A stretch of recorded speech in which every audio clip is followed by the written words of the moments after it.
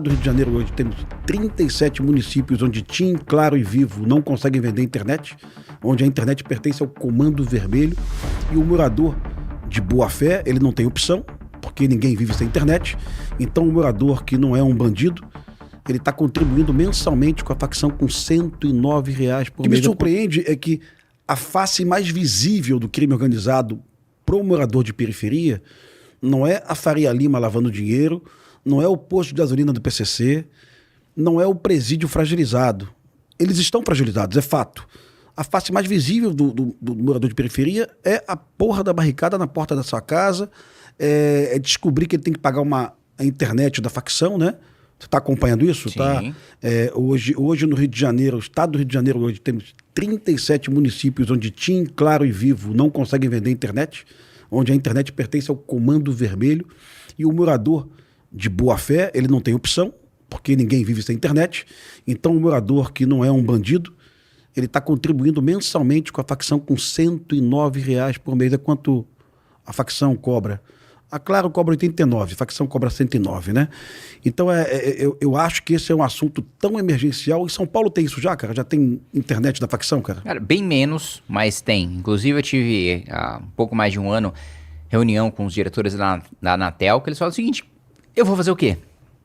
20 mil provedores no Brasil? Porque uma coisa é eu mandar um fiscal numa coisa que está irregular, mas que é uma coisa clandestina, mas que não é do crime organizado. Outra coisa é como é que eu vou mandar o meu fiscal da Anatel para o território dominado pelo crime, né? Então tudo começa com a recuperação do território. Com a recuperação do território não consegue fazer nada. A operação para reprimir a lavagem de dinheiro, ela é importante, é urgente, mas o dinheiro sai do território, né? Parece que o governo federal não compreende isso, cara. Parece que não compreende. É porque às vezes falam, não, mas a gente tem que enfrentar com inteligência, a gente tem que enfrentar com tecnologia. Só que quando eu pergunto para quem utiliza isso como único discurso para segurança, tá, o que é inteligência? Qual tecnologia que você vai usar? Porque eu concordo plenamente em asfixiar e manter preso, se for o caso, para sempre, que eu defendo uma nova Constituição, hoje é inconstitucional, mas no caso prisão perpétua, pro chefão do PCC que tá na Faria Lima, né? Agora, como é que com inteligência ou com tecnologia, sem ter um enfrentamento armado, eu retomo um território? Não existe isso. Não tem. No Banco Central não pode fazer nada para retomar um território. A Receita Federal não vai retomar um território. Perfeito, né? Perfeito. Então é em linha com o que você está falando. É óbvio que é importantíssimo, né? Você combater a lavagem de dinheiro, imposto de gasolina, você ir atrás, em São Paulo até rede hoteleira, de restaurantes, que hoje tem muitas moradias também no Tatuapé, de luxo, que integrantes do PCC têm morado. Agora, para retomar território, não tem outra alternativa, né? Ou você entra no conflito armado, ou você deixa aquele território lá. Eu conversei contigo hoje sobre um caso que me chocou na Bahia, um jovem bandido do Comando Vermelho, 17 anos, estava sendo enterrado, morreu em confronto com a polícia na cidade de Dias Dávila. E no meio do enterro, o caixão foi metralhado pela facção rival, pelo BDM. Chegou a ver isso? Sim, sim. Uma cidade que, à luz do dia, isso, a poucos metros de uma delegacia. Uma cidade onde você não consegue fazer um enterro, né?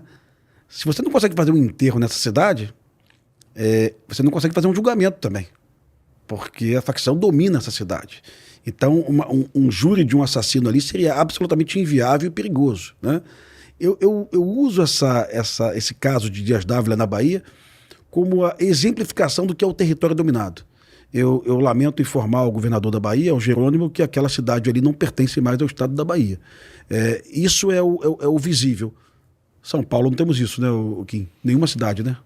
Não, nesse nível não tem nenhuma cidade. Em que o que você tem no interior de São Paulo são prefeitos ligados ao PCC, mas em que não existe nenhum controle sobre julgamento em segunda instância, por exemplo. O cara pode até ter uma grande influência sobre o juiz local, sobre o promotor local, só que no recurso o cara vai ser condenado, né? E o prefeito não tem o domínio territorial. Né? Não vai ter o caixão, Barricada e fuzil. barricada, fuzil, caixão sendo metralhado, grávida morrendo com o próprio filho dentro da barriga, com um tiro de troca de tiro de bala perdida. Não, isso não vai existir. Né? Agora, que você tem, e isso é muito preocupante, e esse é um dos pontos também que eu tenho uma preocupação em relação ao paralelo na Itália, porque o paralelo da Itália tem um ponto positivo e tem um ponto negativo. O ponto negativo é de você estar muito próximo de um ponto em que não se sabe mais o que é crime e o que é Estado. Quando você tem uma infiltração tão grande, quando você tem tantos políticos ligados ao crime organizado, prefeitos, deputados, vereadores, enfim, todas as instâncias do poder, ministros ligados ao crime organizado. Quando você começa a ter juiz ligado ao crime organizado, promotor ligado ao crime organizado, chega num ponto que não tem mais controle. Né? E eu acho que a gente caminha para esse ponto. Não estamos nele. Ainda é possível utilizar a estrutura do Estado, né, para exterminar o crime organizado. E o Estado tem a capacidade, né, bélica maior do que o crime. Né? Há superioridade bélica para enfrentar o crime. Né? Falta vontade política, falta você utilizar os instrumentos de maneira eficaz, falta a coragem para você defender instrumentos, como a gente defende o Estado de Defesa, que ninguém tem coragem, porque automaticamente a gente recebe a acusação de não, então vocês querem um estado de exceção, então vocês querem uma ditadura. Eu falo, não, meu amigo, eu quero retomar um território porque nós estamos num estado de guerra. E o estado de defesa foi feito exatamente para isso, para um estado de guerra. Né? Mas outras pessoas têm medo desse tipo de crítica. Nós não temos, porque a gente tem completa capacidade de explicar e de rebater ponto a ponto tudo isso que é colocado. E o ponto positivo da experiência italiana, que eu acho que é parte do pontapé inicial para a reação, os membros da Suprema Corte, a classe política começou a perceber, opa, tá chegando na minha instância de poder. E aí, se é um cara ligado ao crime, não sou eu já ocupando essa cadeira. Sim. Aqui dentro do Congresso Nacional, no Senado, na Câmara, no Supremo Tribunal Federal, no Superior Tribunal de Justiça. Então, ou a gente toma uma medida radical para reverter esse cenário, e aqui eu tô falando de pessoas que não vão agir por razões republicanas, de pessoas que vão agir por sobrevivência, de gente corrupta mesmo do Centrão, ou dentro do Supremo, ou dentro do STJ, que vai falar, bom, eu sou ladrão, mas eu sou ladrão de colarinho branco.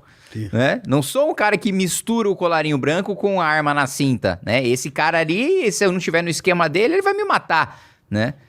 Então, essa reação da experiência italiana, que até ensejou depois a lei antimáfia, que endureceu muito o tratamento que a associação criminosa tinha lá e do que passou a ter, que no Brasil também esse é outro ponto também dos rigores, tanto do número de pessoas como da necessidade de você se reunir para cometer múltiplos crimes. Então, se for um crime, se o Ministério Público só conseguir comprovar que aquela associação é para um crime, não é associação criminosa.